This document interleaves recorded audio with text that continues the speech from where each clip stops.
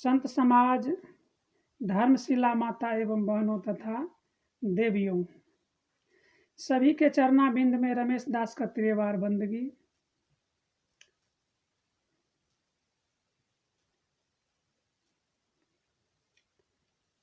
मनुष्य संसार में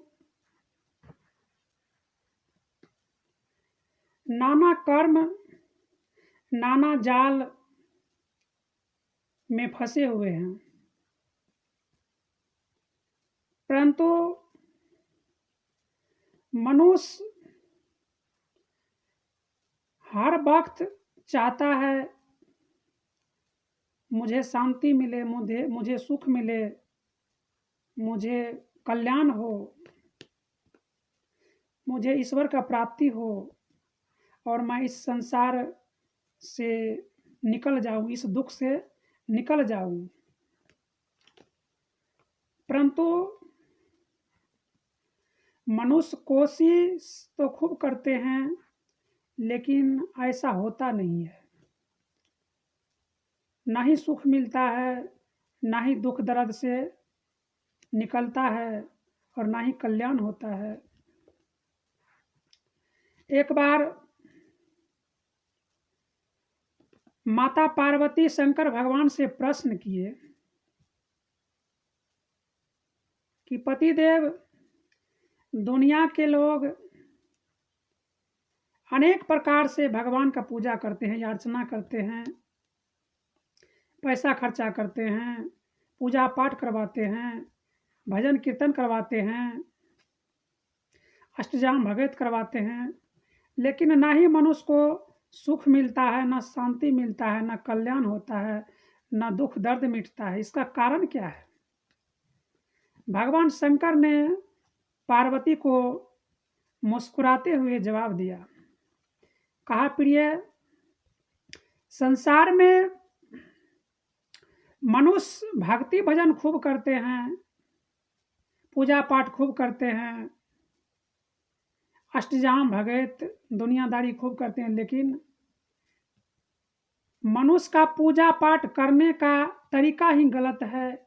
इसलिए मनुष्य को सुख शांति नहीं मिलता है, कल्याण नहीं होता है, दुख दर्द से निपटारा नहीं होता है। उसका पूजा पाठ करने का तरीका ही गलत है। फिर पार्वती ने कहा, प्रभु, तो क्या तरीका होना चाहिए जिससे मनुष्य को कल्याण हो, सुख शांति हो और दुख दर्द से निपटारा हो? भगवान शंकर ने कहा, देखो देवी, आज तक मनुष्य पूजा किसका करता है? जिसको मनुष्य अपने हाथों से बनाता है। जैसे शंकर जी का मूर्ति बना दिया, हनुमान जी का मूर्ति बनाया, सरस्वती जी का मूर्ति बनाया, दुर्गा का मूर्ति बनाया, राम का मूर्ति बनाया, अपने हाथों से बनाए हुए मूर्ति का पूजा करता है। लेकिन जिसको हमने बनाया है, जिसको ईश्वर ने बनाया है, जिसको परमात्मा ने बनाया है, वह उस मनुष्य के सामने में बैठा हुआ है, उसका माता और पिता। मनुष्य उसका पूजा कभी नहीं करता है, उसको देवता कभी नहीं मानता है, और जो अपने हाथों से भगवान का मूर्ति बनाता है उसी को भगवान मान लेता है। परंतु जिसको ईश्वर ने बनाया, परमात्मा ने बनाया, भगवान ने बनाया, वह मनुष्य के आगे में बैठा रहता है, माता पिता, उसका पूजा मनुष्य कभी नहीं करता है। और मनुष्य भगवान को खोजते रहता है, तीर्थ में, व्रत में, उपवास में, पावन में, त्योहार में, गंगा में, हरिद्वार में। तो मनुष्य का पूजा करने का तरीका ही गलत है। मनुष्य जिस चीज को बनाता है वह तो उसका बच्चा हो गया। जैसे मूर्ति ही बनाता है, मंदिर बनाता है अपने हाथों से और उसका पूजा करता है, लेकिन ऐसा नहीं करना चाहिए। मनुष्य को जिस चीज को भगवान ने बनाया है उसका ही पूजा करना चाहिए। यह शरीर को बनाने वाला ईश्वर परमात्मा भगवान है, और यह शरीर को इंसान कभी नहीं पूजा करता है, और जिस पत्थर में कुछ है ही नहीं, वह ना खा सकता है, ना बोल सकता है, ना सुगंध ले सकता है। एक आदमी को हमने पूछा कि खीर पूरी जो ये मूर्ति के आगे में रखे हो, देवी देवता के आगे में, क्या यह खाता है? तो उन्होंने कहा कि नहीं, खाता तो नहीं है, लेकिन सेंट लेता है। तो हमने कहे फिर तो इसको नाक भी होगा, सोसा भी होगा। जब सेंट लेते हैं तो इसका मतलब है कि इसके सांस चलता होगा ना जी, क्योंकि इसके पास में तो नाक है सेंट लेने का, इसका तो सांस चलता होगा, इसका मतलब फिर वह जो है चुप हो गए। बंधुओं, शंकर भगवान यही बात पार्वती को बता रहे हैं, और पार्वती ध्यान पूर्वक सुनते हैं। एक बार सभी देवता विचार किया कि दुनिया के अंदर में 33 करोड़ देवता है, और इंसान का उम्र कितना है? 100 साल, मुश्किल से 100 साल। वैसे लोग 60-70 में चल देते हैं, लेकिन 100 साल माना गया है। तो सभी देवता ने विचार किया कि सभी देवता मिला करके 33 करोड़ है, और इंसान का उम्र 80 या 100 वर्ष है। तो इंसान को 33 करोड़ देवता का पूजा करने में तो पूरा 100 जन्म लग जाएगा, फिर भी नहीं पूरा होगा। तो क्यों ना सब देवता में एक ऐसा देवता को चुना जाए जो सबसे का नेता हो।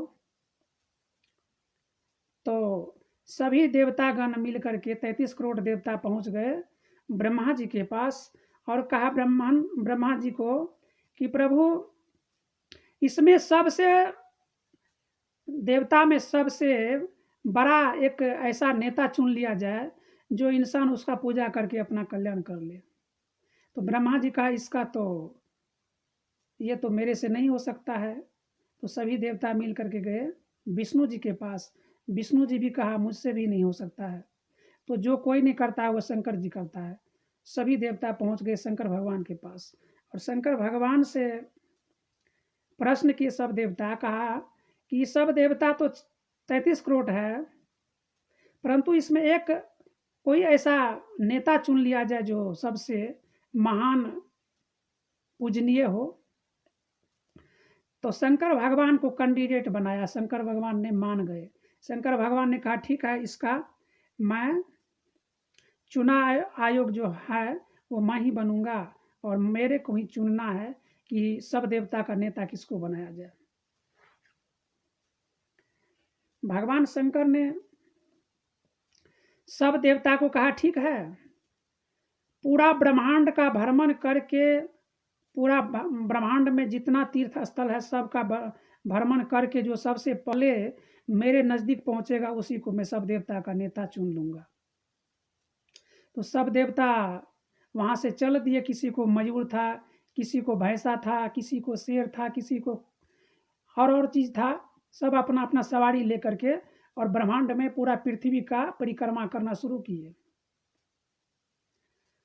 तो सब देवता तो अपना रवाना हो गए, अपना अपना वाहन लेकर के। किसी के पास में दिव्य विमान था। तो सब देवता तो अपना अपना परिक्रमा करने के लिए चल दिए, आकाश और पृथ्वी का। और बच गए वहाँ गणेश। तो गणेश जी का पेट तो बहुत बड़ा था, और मूड़ी भी उतना अच्छा नहीं, हाथी का सूर, और उसका सवारी भी एक चूहा था।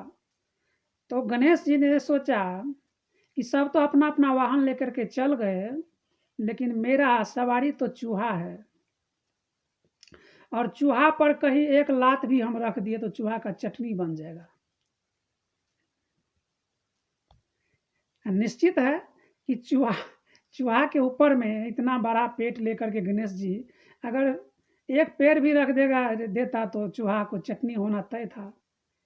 तो गणेश जी ने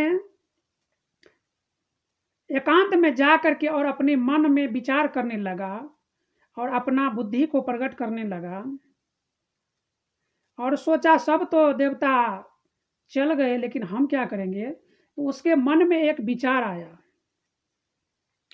कहा मेरा पिता तो बताते हैं कि दुनिया के अंदर में ब्रह्मांड से भी बड़ा, आकाश से भी बड़ा पिता को माना गया है और धरती से भी बड़ा माता को माना गया है, तो क्यों ना अपना माता पिता का ही परिक्रमा कर लूं। गणेश जी क्या किए, तो 5 बार माता पिता का परिक्रमा करके और आगे में आकर के माता पिता को प्रणाम कर लिए और लड्डू खाना शुरू कर दिए। जब 5-6 घंटा में सभी देवता पहुंचने लगे अपना अपना परिक्रमा करके, भ्रमण करके पृथ्वी का, आकाश का, तो सब देवता का तो पसीना छूट गया था चक्कर काटते काटते, क्योंकि 368 तीर्थ ही धरती पर माना गया है, ब्रह्मा जी के बनाए हुए हैं 368। तो सभी देवता का तो पसीना छूट गया था परिक्रमा करते करते, और गणेश जी को तो कोई मेहनत ही नहीं लगा, क्योंकि इसके पास तो बुद्धि था। तो सभी देवता जब आए तो सबका पसीना छूट गया था, बेहोश हो गए थे, और देख रहे हैं कि गणेश जी तो खुशी खुशी लड्डू खा रहा है। तो कुछ ही देर में सारे देवता 33 करोड़ देवता पहुंच गए। तो अब जो है चुनाव आयोग तो भगवान शंकर को बनाया गया था, तो भगवान शंकर ने डिसीजन दिया, कहा कि देखो सभी देवता का नेता चुन लिया गया है और उसका नाम है गणेश। अब तो सभी देवता नाराज हो गए। कहा भगवान शंकर माया मोह में आकर के देखिए अपने घर के ही सदस्य को चुन लिया। कहा नहीं प्रभु, ये ऐसा नहीं हो सकता, ये कैसे हो सकता है जो आप अपना बेटा गणेश को ही सब देवता से महान बना दिए और नेता बना दिए, कैसे हुआ। कहा देखो शायद तुम लोग को पता हो ना हो, लेकिन सनातन धर्म के जो वेद है 4 वेद, तो सबसे पहला वेद है आयुर्वेद। आयुर्वेद में ऐसा लिखा गया है, मातृदेवो भव, पितृदेवो भव, आचार्य देवो भव, अतिथि देवो भव। यानी माता ही देवता है, पिता ही देवता है, आचार्य गुरु ही देवता है, और आए हुए अतिथि ही देवता है। तो आप सब वेद को मानते हैं? तो कहा जी हाँ मानते हैं। तो कहा वेद में ऐसा ही लिखा है कि पिता का दर्जा आकाश से भी बड़ा होता है और माता को धरती से भी बड़ा कहा गया है। तो गणेश ने तो वही किया, माता और पिता का परिक्रमा किया। सभी देवता ने ताली बजा दिए और गणेश जी को सब देवता का नेता, लीडर बना दिए। इसलिए आज तक गणेश जी का पूजा दुनिया में सबसे पहले होता है। बंधुओं, दुनिया के लोग आज को क्या कहे, पता नहीं कई हजार पीढ़ी भगवान को खोजते खोजते खोजते खोजते मर गए। दादा का दादा मर गए, दादा का दादा मर गए, दादा का दादा मर गए, दादा का दादा मर गए, लेकिन आज तक भगवान किसी को मिला। क्योंकि खोजने का तरीका ही गलत हो तो इंसान को भगवान कैसे मिल सकता है? कभी नहीं मिल सकता है। जरा विचार कीजिए कि जो मेरा दादा था उसको भी भगवान नहीं मिला, उसका दादा था उसको भी भगवान नहीं मिला, उसका दादा था उसको भी भगवान नहीं मिला। आज तक मनुष्य भगवान को खोज रहा लेकिन किसी को मिला? क्यों मिलेगा? भगवान को खोजने का तरीका ही गलत है। बंधुओं, मनुष्य गलत कर्मों में फंसा रहता है, चोरी में, दलाली में, बेईमानी में, शैतानी में, काट में, मार में, तो वह हो जाता है। उसको क्या लोग बोलते हैं? यह पाप आत्मा है। और वही मनुष्य कहीं साधु का सत्संग सुन लिए तो चोरी छोड़ दिए, बेईमानी छोड़ दिए, शैतानी छोड़ दिए, दुराचारी छोड़ दिए, बलात्कारी करना छोड़ दिए, बीड़ी खैनी खाना छोड़ दिए, दारू पीना छोड़ दिए, और कंठी लेकर के संत बन गए, तो वह फिर हो गए जीवात्मा। पहले क्या था? पाप आत्मा, और फिर हो गए जीवात्मा। और धीरे धीरे वही आदमी जब भजन कीर्तन सत्संग में लग जाता है, तब वो क्या हो जाता है? महात्मा। और धीरे धीरे फिर वही महात्मा निर्लोभ, निष्काम, सारे गलत कर्मों से ऊपर उठ जाता है। फिर वही महात्मा बन जाता है परमात्मा।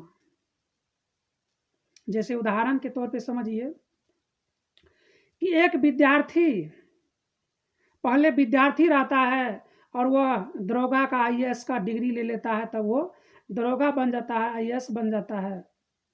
और वही दरोगा जब अच्छा काम करता है तो उसको एसपी बना दिया जाता है, और जब एसपी अच्छा काम करता है तो उसको ही डीएसपी बना दिया जाता है।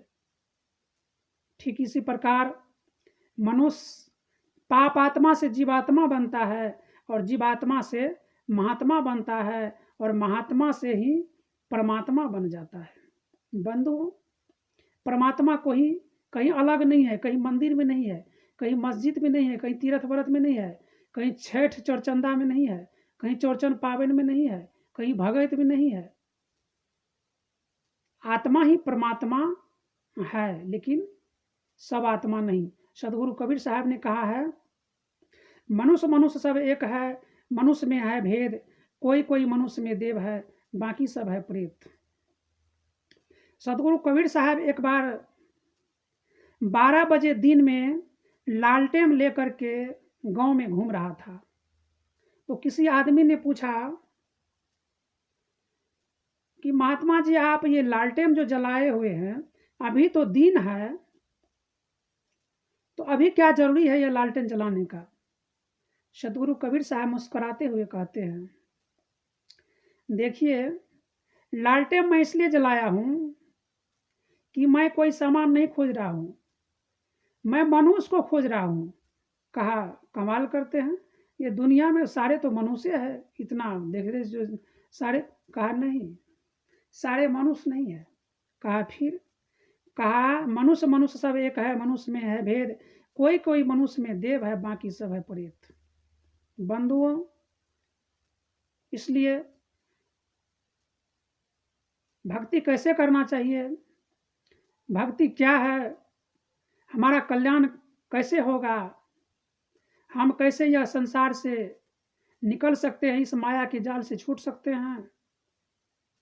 एक सच्चा गुरु ही हमें कल्याण कर सकता है, और जीव का उद्धार कर सकता है, और यह दुख दर्द से छुड़ा सकता है, और यह आवागमन के चक्र से छुड़ा करके हमें परलोक को भेज सकता है। वो शक्ति है तो गुरु ही है, और कहीं भगवान न मिला है आज तक, न मिलेगा, न मिला है और न ही मिलेगा, ऐसा भी है। क्योंकि भगवान को खोजने का तरीका ही इंसान के पास गलत है।